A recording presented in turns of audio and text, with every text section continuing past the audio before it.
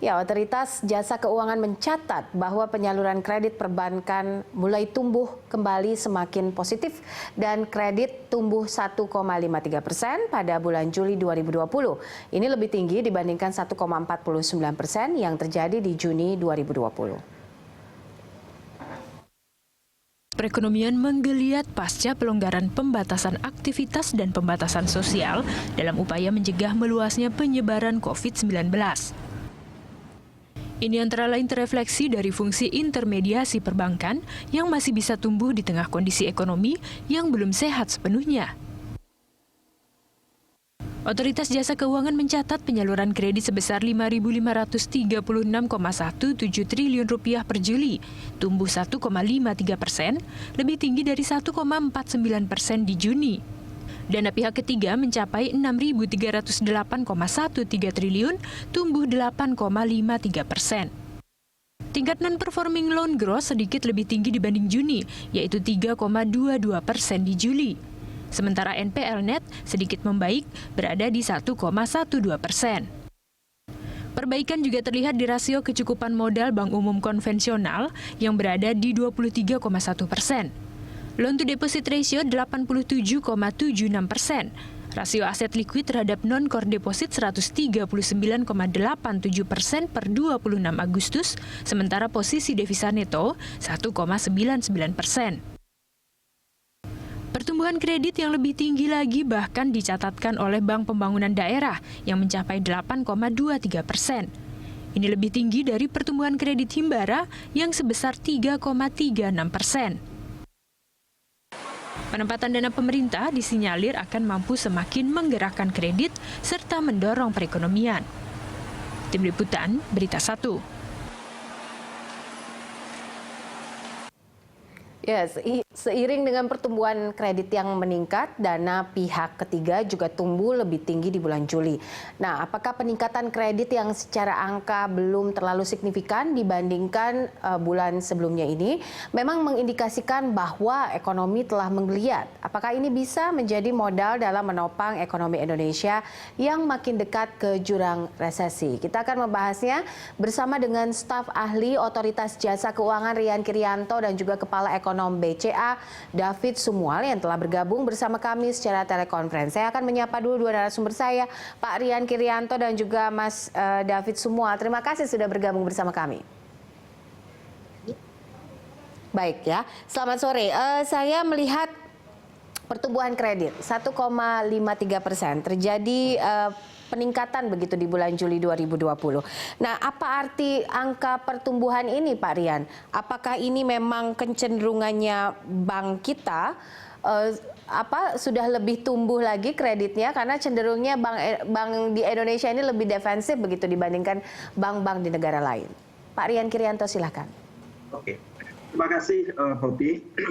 Saya kira angka valid pertumbuhan kredit per Juli yang sebesar 1,53% ini cukup menggembirakan karena di tengah situasi ekonomi yang relatif unfavorable, kemudian kita masih dilingkupi dengan pandemi COVID-19 yang sampai hari ini belum selesai kita tuntaskan. Beberapa bank mampu menunjukkan positif growth-nya di sisi lending. Ya, memang kalau kita lihat angka 1,53% kelihatannya kok kecil. Tapi jangan lupa bahwa angka pertumbuhan yang 1,53% itu terjadi ketika ekonomi kita betul-betul belum fully health ya, atau belum sepenuhnya kita sehat seperti tahun lalu ya. Maka ini pertumbuhan kredit year on year yang 1,53% itu sesungguhnya juga menunjukkan surprising atau sesuatu yang mengejutkan, tapi dari perspektif yang positif. Kenapa? Kita bandingkan Juli tahun lalu kondisi ekonomi kita mungkin boleh dibilang dalam fase sehat. Sekarang dengan adanya pandemi COVID-19 yang merambah bukan saja ke sektor kesehatan tapi juga ke sektor ekonomi, tetapi kita bisa mendorong pertumbuhan pinjaman sebesar positif 1,53%. Saya kira ini cukup menggembirakan. Dan bukan saja dari sisi lending bankingnya ya Popi ya, Pak David juga, tapi kalau kita lihat dari sisi non banking industrinya pun juga cukup memberikan gambaran yang menggembirakan. Misalnya dari sisi perkembangan financial technology P2P lending ya atau pinjaman peer to peer. Itu ternyata juga growth-nya luar biasa. Dari Juni ya, ini month to date-nya dari Juni 2020 sampai dengan Juli 2020 kemarin itu tumbuhnya cukup bagus yaitu 43,53% ya. Artinya apa? Di tengah situasi pandemi Covid, sebagian daripada konsumen keuangan kita menggunakan jalur fintech atau jalur non-banking system. Untuk apa? Untuk berbagai kebutuhan, baik itu untuk konsumtif maupun untuk produktif. Sehingga kalau kita gambarkan dari sisi yang lebih besar, oh ternyata di tengah pandemi COVID-19 ini, beberapa kegiatan ekonomi itu masih terus bergerak. Nah, dari mana? Satu dari loan growth di perbankan, kemudian dari pertumbuhan pinjaman di di industri fintech peer-to-peer lending. Itu. Oke, saya ingin tanggapan dari Mas David. Kalau kita lihat kan kondisinya pertumbuhan kreditnya ini meningkat begitu, bertumbuh 1,53%. Tapi boleh nggak di breakdown seberapa besar outstanding kredit kita, kemudian DPK kita untuk di Juni 2020 ini hingga ke Juli? Ya, outstanding kredit sekitar 5.300 triliun.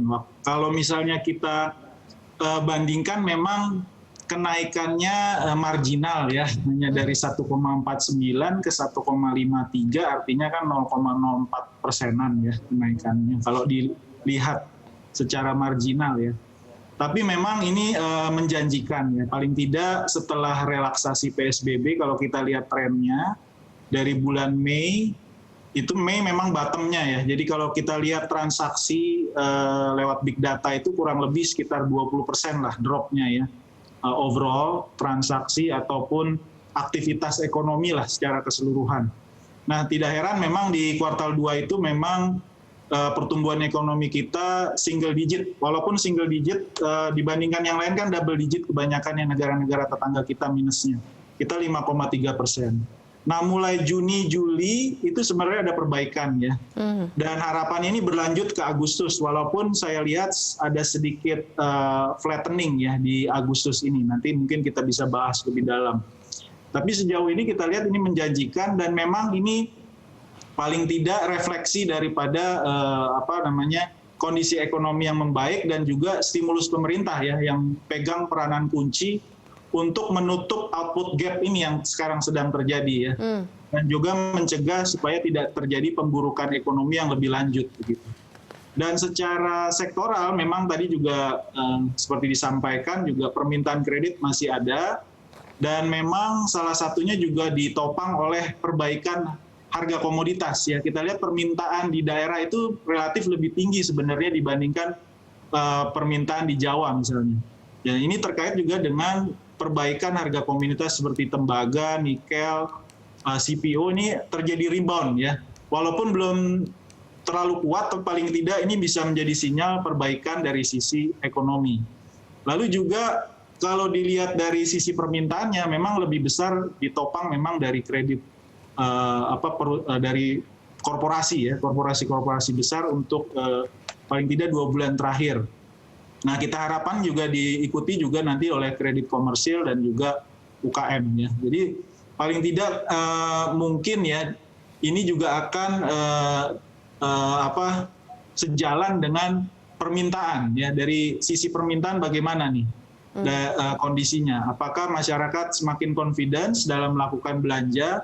Apakah mereka juga ya tentunya ini terkait juga dengan pandemi tadi. Nah, makanya sisi gas dan rem ini juga harus seimbang ya, sehingga confidence masyarakat, terutama pengusaha dan juga confidence dari sektor UKM, menengah dan juga besar ini kembali timbul gitu ya. Dan ini terus jangan sampai dia flattening ke depannya, kira-kira begitu. Oke, baik. Nanti kita akan lanjutkan pemirsa dialog kami bersama Mas David Sumual dan juga Pak Rian Krianto. Tapi kita jeda sebentar, tetaplah di sini.